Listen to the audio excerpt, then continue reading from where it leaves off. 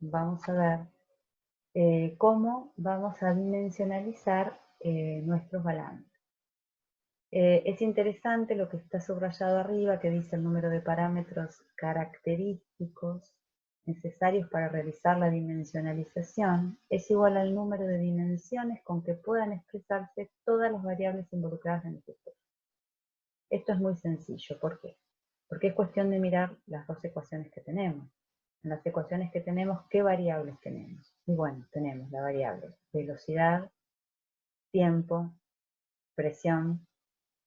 Y entonces, ¿cómo se componen esas variables? ¿De qué magnitudes se componen esas variables? Si pensamos en la velocidad, vamos a las unidades, decimos la velocidad es espacio sobre tiempo, pero cuando decimos espacio, decimos es longitud sobre tiempo. Y ahí ya tenemos, fíjense que están circuladas en amarillo, empecemos a contarlas. Tenemos la longitud y tenemos el tiempo. Con esto ya podríamos definir la velocidad. Luego, en el caso de la presión, ¿cómo la definiríamos? Tenemos la masa, la longitud y el tiempo al cuadrado. Masa sobre longitud, tiempo al cuadrado. Entonces tenemos otra vez la masa, aparece la masa, tenemos la longitud que ya la teníamos y el tiempo. Hasta ahí son las tres dimensiones que están circuladas en amarillo. Y luego, ¿qué otra nos queda? Bueno, y el tiempo que ya es tiempo, digamos, ya la tenemos a la magnitud. O sea que con tres dimensiones nosotros podemos, o sea, tenemos una terna, podemos tener los parámetros característicos con los que tendríamos que adimensionalizar esas variables para poder tener entonces el balance, la ecuación de continuidad o balance de materia y la ecuación de Navier-Stokes adimensionalizar. Bueno, entonces ya sabemos que son tres dimensiones, pero también tenemos que pensar cómo armamos esos parámetros característicos con masa, longitud y tiempo. ¿Por qué? Avanzamos un poquito más en la otra filmina. Fíjense que acá ya empezamos a tener las variables adimensionalizadas y empecemos, por ejemplo, por V estrella o velocidad dimensional, que dice que es igual a la velocidad dividida, ojo que parece que fuera volumen, pero es la velocidad característica. Entonces, habíamos dicho que teníamos una terna, que era masa, longitud, que puede ser longitud o diámetro, según nuestro sistema, ¿no es cierto? Si estamos tratando de adimensionalizar y estamos en conductos, tenemos que adimensionalizar con diámetro. Pero bueno, volvamos al punto. Esas tres ternas las hemos armado con tres parámetros característicos. Ya vemos que uno es la velocidad. ¿Por qué? Porque, por ejemplo, fíjense que estamos usando velocidad como parámetro característico, que habíamos dicho que, por ejemplo, en un conducto podría llegar a ser la velocidad media. Estamos utilizando longitud, alguna longitud del sistema, que si fuera un conducto bien podría ser el diámetro, y para dimensionalizar estamos utilizando la densidad, que estaría incluida la masa. ¿Pero por qué? Porque jugamos con esas tres dimensiones y armamos estos tres parámetros característicos que las contienen. Porque masa propiamente dicha se puede medir, es, digamos, más sencillo medir, porque tiene que ser, recuerden, característico, fácil de medir y constante, densidad del fluido.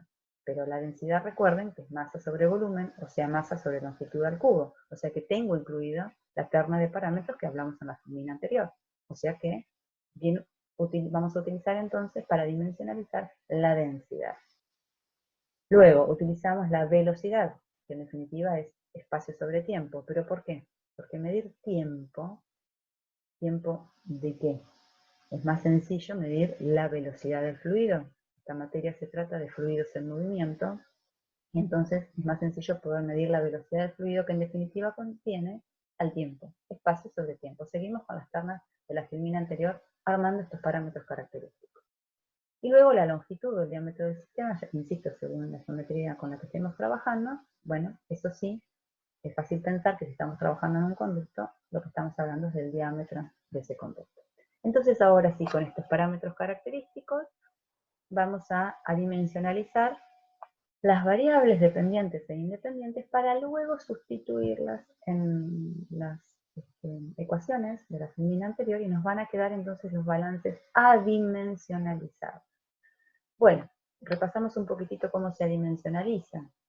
Entonces, si tenemos que adimensionalizar velocidad, va a ser velocidad sobre la velocidad característica. Si tenemos que adimensionalizar presión, va a ser, bueno, el delta de presión, porque las presiones en general siempre evalúan delta de diferencia de presión, dividido la densidad por la velocidad al cuadrado. Si estamos adimensionalizando tiempo, dijimos que lo adimensionalizábamos con la velocidad.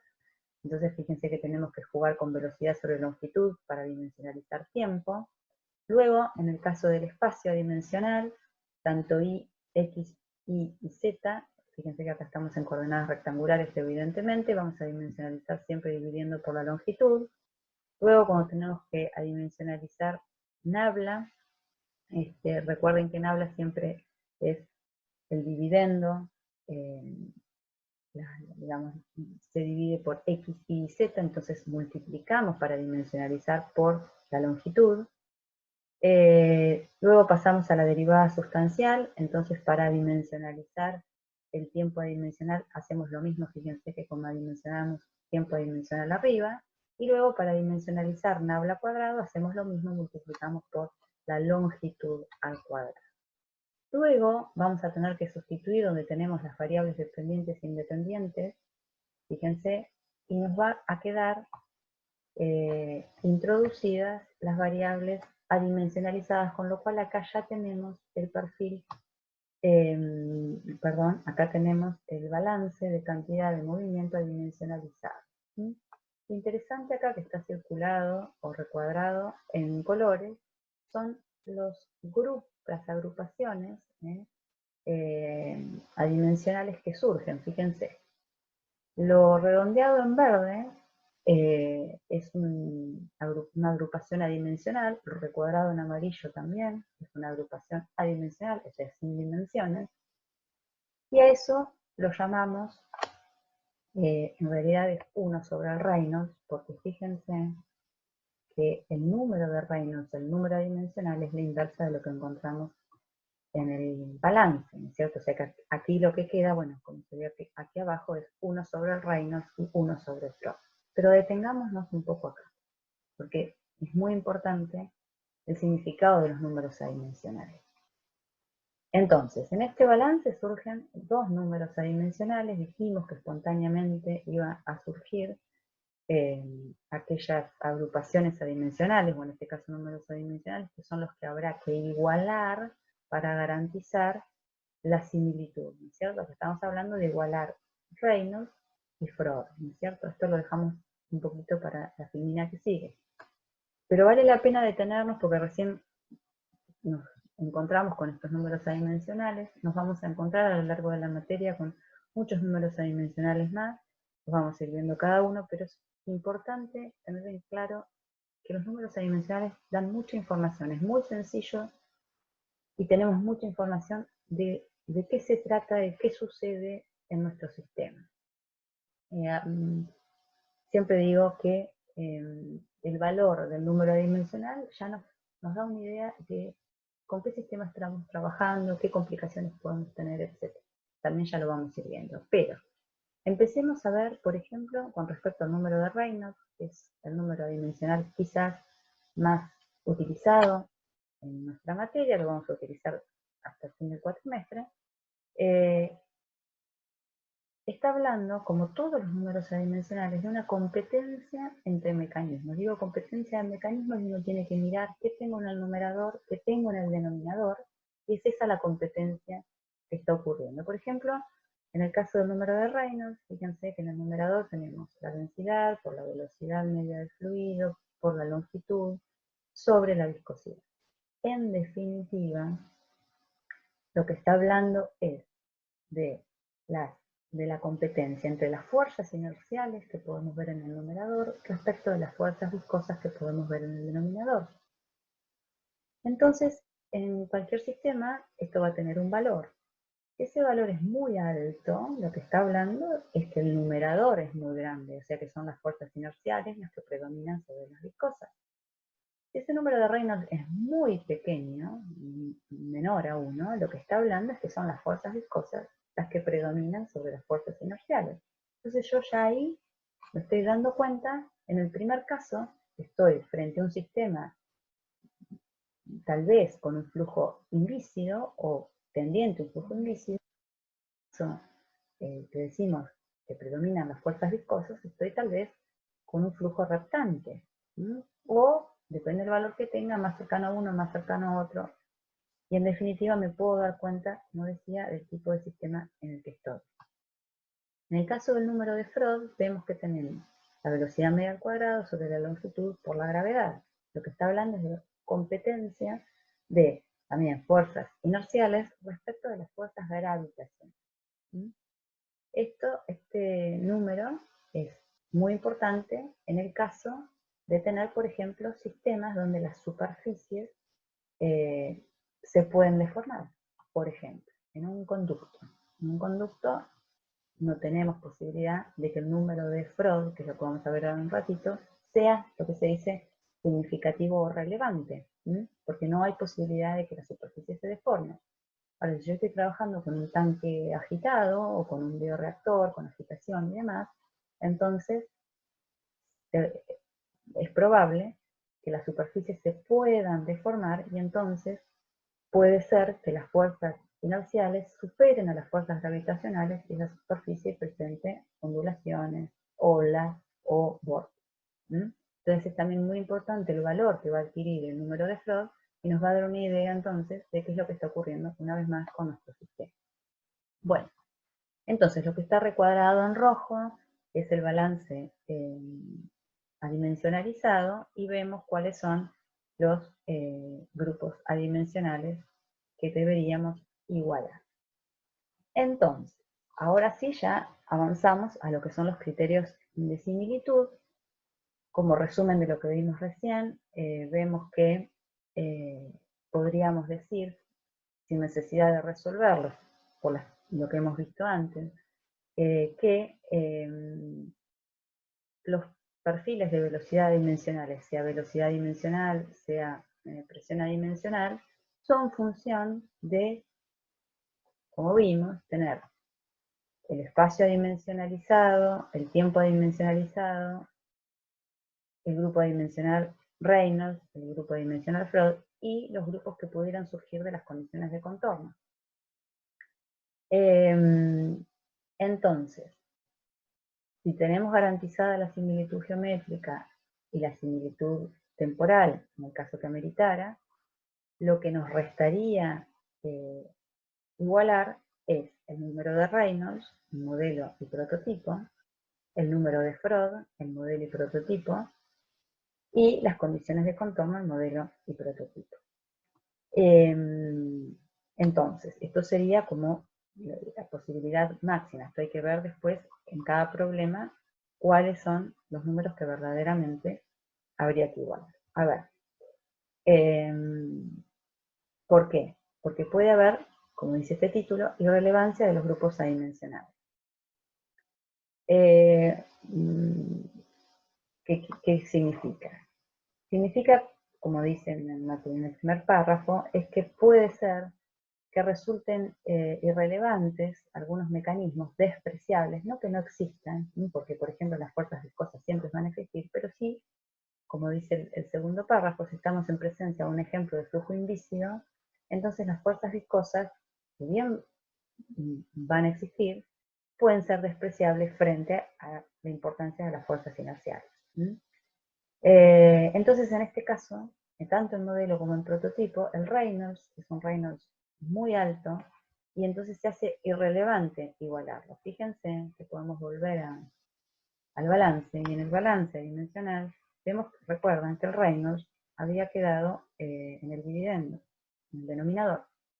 Entonces, si este número es un número muy grande, ¿cómo queda ese término? Ese término queda tendiente a 0. Entonces, como dice, no tiene sentido igualar el Reynolds, aquí vemos, había que igualar Reynolds, Freud, las condiciones de contorno, no tiene sentido igualar el Reynolds en esta situación. Entonces sería irrelevante. Tal vez habría que ver qué sistema tenemos y hay que igualar el Freud y las condiciones de contorno en un número dimensional que sube. En el caso del párrafo que sigue, que habla del Freud, si tenemos claro que estamos en ausencia de superficies deformadas, por ejemplo en un conducto, entonces el Freud es irrelevante, no vamos a plantearle igualdad del Freud. Como vemos al final, que está recuadrado en rojo, cuanto menos números, grupos adimensionales tengamos para igualar, más sencillo va a ser encontrar, digamos, la variable a escalar en cuestión, más sencillo va a ser poder aplicar el diseño por similitud.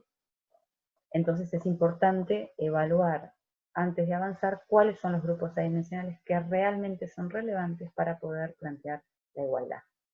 Bueno, vayamos ahora con un ejemplo, porque nuestro objetivo final, que estamos cerca, es encontrar la ecuación de escalado de la variable que nos interesa, ¿no es cierto? Entonces vamos a pensar en un ejemplo. Que supongamos que estamos trabajando con un sistema que ya evaluamos, ¿no? Que el único grupo relevante es el número de Reynolds. A ver, si estamos en este punto es porque ya tenemos claro que estamos trabajando con un modelo, con un prototipo, que tenemos la similitud geométrica, por ejemplo, puede ser que estemos en el estado estacionario, entonces no era necesario la similitud temporal. Pasamos ahora a analizar, digamos, la similitud de las variables dependientes. Entonces, recuerdan que teníamos que igualar el Reynolds, el Freud y las condiciones de contorno que pudieran surgir. Dice acá que ya se evaluó y el único grupo relevante es el Reynolds. Podría ser un ejemplo que estemos trabajando con un conducto donde el Freud es irrelevante y yo le sumo algo más, por ejemplo, algún conducto liso donde de las condiciones de contorno no surge ningún grupo igual. Entonces solo nos queda el Reynolds. Entonces se trata de igualar el Reynolds, como dice aquí abajo, para poder llegar a esta ecuación, para poder llegar a la ecuación de saber cuál es la velocidad con la que tengo que trabajar en el prototipo, producto de haber evaluado la velocidad en el modelo, ¿sí? Entonces yo tengo el dato de la velocidad del modelo, necesito averiguar este lambda porque este es mi objetivo, conocer esta velocidad, ¿no es cierto? Como dice acá, ¿de dónde saco ese valor de lambda, que es lo que me está faltando? Bueno, yo todavía tengo que hacer la igualdad de Reynolds de modelo y Reynolds de prototipo. Lo planteo. Si estoy trabajando con el mismo fluido, se darán cuenta que la densidad y la viscosidad se anulan, porque estoy trabajando con el mismo fluido en modelo y prototipo. Entonces solamente me queda la relación esta de la velocidad de prototipo respecto de la velocidad de modelo, va a ser igual a la longitud de modelo sobre la longitud de prototipo. Como dice acá, entre esta relación y esta, que las conozco perfectamente, yo sé que la longitud del prototipo es un lambda de la longitud del modelo. Entonces acá me quedó la relación lambda de longitud de modelo con longitud de modelo se anulan, y acá me quedó, lo que dice acá, el lambda de geométrico, ¿no es cierto? Entonces es el 1 sobre el lambda geométrico, el que me está dando el lambda que tengo que multiplicar y utilizar en la ecuación de escalado. Vayamos a la próxima. Bueno, en definitiva, ¿cómo averiguar el lambda? Se averigua del planteo de la igualdad del Reynolds y de ahí surge el lambda, digamos, de velocidad, que en este caso sería 1 sobre el lambda de la longitud o el geométrico. Y ahí ya tengo mi ecuación de escalado y ahí ya puedo averiguar cuál es la velocidad con la que tengo que trabajar en el prototipo. Bueno, una consideración más.